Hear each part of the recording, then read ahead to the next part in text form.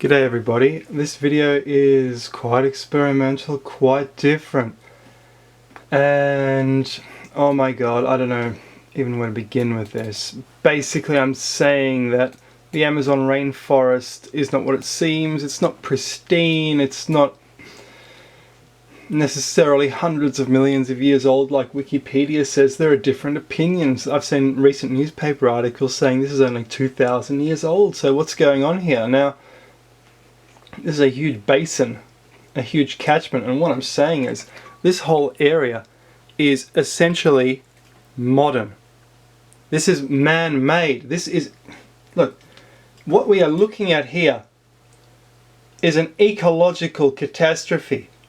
The Amazon rainforest is a man-made catastrophe. It is a massive jungle of weeds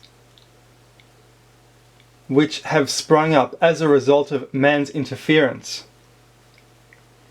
These were plains before, and I'm talking about this earlier civilization here that I alluded to in an earlier video, interglacial. This time here there was 10,000 years of warm. Human populations could have shot up very high. This here is the Toba eruption. The theory is this volcano in Indonesia decimated the human population to only 10,000 or less people, and that's what the geneticists say. And since then it's been a recovery. And yeah, the Amazon rainforest, that's Toba. The Amazon rainforest is not what it seems. It appears to be pristine. I mean, just look at it. It is beautiful, but it has taken over. I mean, we are looking at a disaster. These are weeds. And of course, this year and last year, people have been saying that, and this is just coming to the news, areas where the rainforest has been cleared, in fact, do look like earthworks. Look, there's a rectangular house here, there's another one there. You can go on and look for evidence of civilization under the so-called pristine rainforest. And I'm wondering, what is going on here? What does this mean? And it simply means that what we see at Tiwanaku is simply what was not covered up by this massive group of weeds. Now, you're going to say, okay, biodiversity, it's brilliant. I'll get to all that. I'll explain all of that. There was an Ice Age civilization. It tampered with the soil. And there was more, there was much. I mean, look at this stuff. This is just weird. I mean, this was under the rainforest. What's this doing there? And look at this. I mean, exhibit after exhibit, and this is just what we're noticing now. I mean, what is going on? And if we look at where all the civilizations are,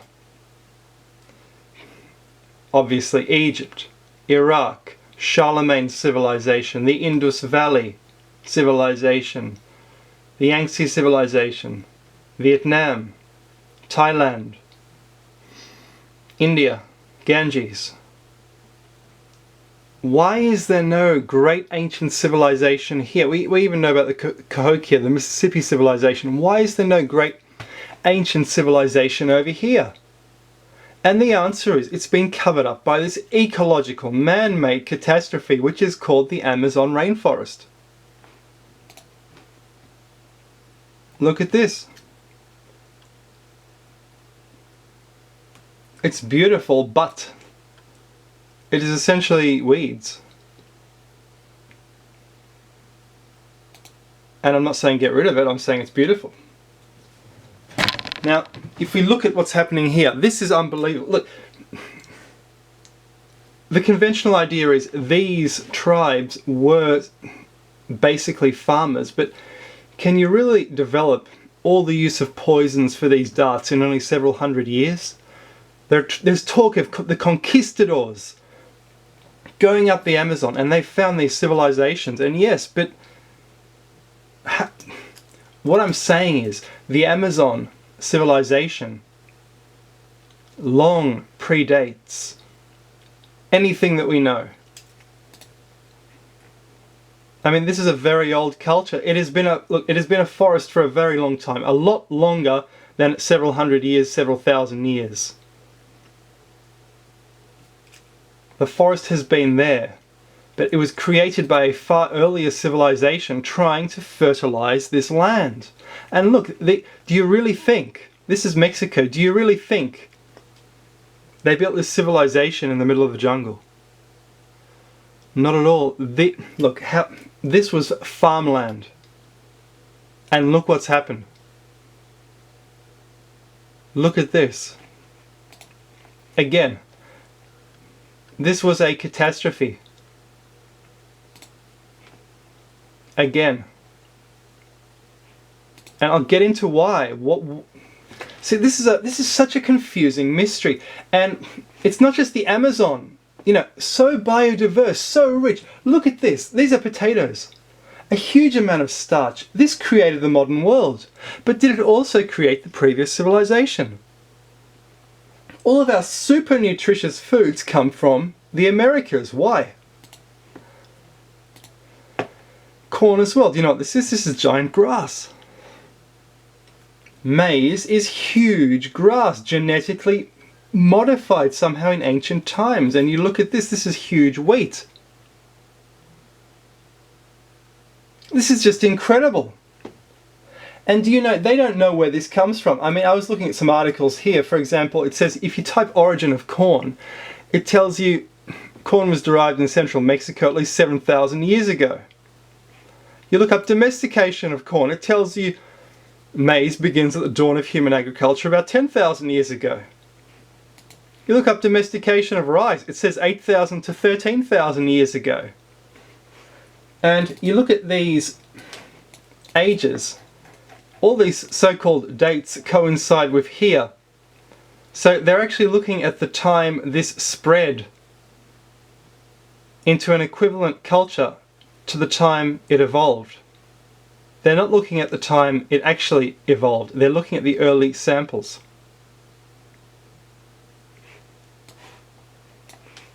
And of course, there is something here called the Guilá Naquitz cave in Oaxaca, Mexico, the site of early domestication of several food crops, including teosinte, squash, bottled goods, beans. Look, what, they're all in this cave? Look. Now this is controversial. I'm not sure I believe this myself, but if you look at the cave, does that look like a natural cave to you? This is where the domestication occurred. To me, it's quite clear. This is man-made concrete. This is geopolymer. This is a seed vault from a lost civilization. And this is why the so-called domestication occurred here. Early peoples found these seeds like corn and they said, the gods gave them to us. If you look at this here, this reminds me so much of essentially what concrete does. It's caused by differential drying. You see, and you see this at Tiwanaku as well. And a lot of the commenters are saying it's stone. I know it's stone, it's just geopolymer stone. But and look at this, look at these blocks, look how regular they are. This face has been cut or something, or poured. This is so weird, you know. And so how come we have all these amazing nutritious foods all in essentially the Americas, all in the one place? Dude, is this where the lost civilization had its base? All starchy foods. Now, they also used the soil, terra preta. And if you, I experimented with making this. Look, this is how you do it. You just get a few boxes, you put ashes in there, different types of charcoal, and I did an experiment, okay? And basically I made 10 different mixtures. Basically ashes, soil, ashes, clay, ashes, manure, different combinations. The more clay, and I planted bean plants, and essentially what happened was the bean plants in the clay soils did very poorly. The bean plants in the terra preta soils, this is this magical soil they have in the Amazon, which is essentially ashes, manure, charcoal manure, did awesome. They did splendid. The plants with manure, initially they grew very quickly, but later it slowed down. What was important seems to be the charcoal. Now initially I thought this is overblown. The charcoal plants were growing quite slowly, but then they overtook all the other plants, and I was thinking this is quite interesting. Very interesting. Now this shows soil controls the epigenetic selection of genes in plants. By changing the environment, you change which genes are expressed, and this is how you create the Amazon rainforest, by the terra preta soils. And there's a very thin layer of terra preta up here. Under that it's just clay. That's all clay. And this is the magical terra preta, and this is amazing because this spreads like an organism. You make a little bit, it spreads like the Amazon. It can conquer a huge area, and then the forest follows. The forest is an out-of-control garden. This was a huge agricultural civilization a very extremely long time ago, and it has gotten, the weeds have taken over. It's so fertile, the weeds have taken over the garden and caused this ecological catastrophe which has destroyed civilization in the Amazon rainforest.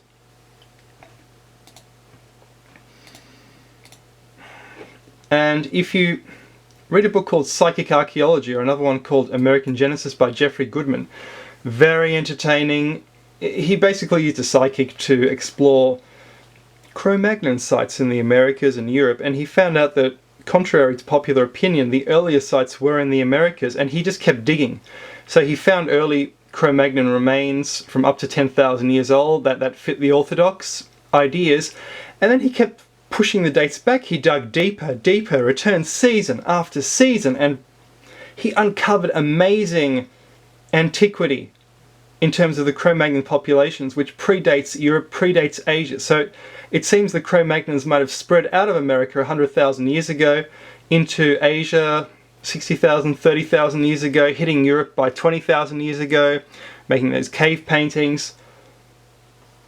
It's incredible, and it sort of reinforces all this hugely nutritious food as being the breadbasket of the original civilization, which is not talked about. Now, this book here, very long, oh god, it's a long book, but by the end of it he says, okay, look, all those American prairies and things, the Americans thought it was God's country. Look, all that is an engineered landscape in North America and the South as well. He says the Amazon rainforest is an out-of-control garden. It is an artificial garden. And, you know, when I was working with these plants and seeing how just changing the soil, it changes their immune systems as well. The poor soil plants, they had poor immune systems. The terra preta plants had amazing immune systems, no spots on the leaves, no signs of disease. You can change organisms, make them evolve into something very different, a much taller plant, a much different type of plant. And is this how the Amazon rainforest was created? It is the highest biodiverse region on Earth. And of course, this is the mountainous region towering over the rainforest, which has not been covered up. And you look at the biodiversity. Now, there's another theory as to why the Amazon is so diverse. I want to mention it. This is Fred Hoyle, nearly got a Nobel Prize. Amazing scientist. I agree with most of the things he said. He wrote books like this, Evolution from Space. Basically, he talks about panspermia, the idea that bacteria are cosmic dust. Bacteria are everywhere. They seeded Earth and they helped create life on Earth. Other types of single-cell organisms fell onto Earth and joined together and created the life that we see today, which is unique for Earth. And there is a geomagnetic anomaly in the magnetic field the Southern Atlantic anomaly in the magnetosphere. So I'm wondering if bacteria could have actually filtered down through this anomaly, this essentially hole in the magnetosphere.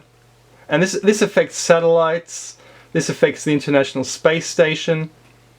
Astronauts who orbit over this area, they report seeing basically lights, and they're actually seeing cosmic rays going through them and frying their brains.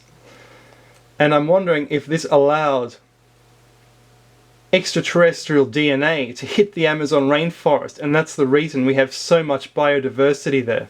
It's just another reason, in addition to the Terra Preta. Yes, well, I hope you've enjoyed this video. Thanks very much for watching. Bye bye.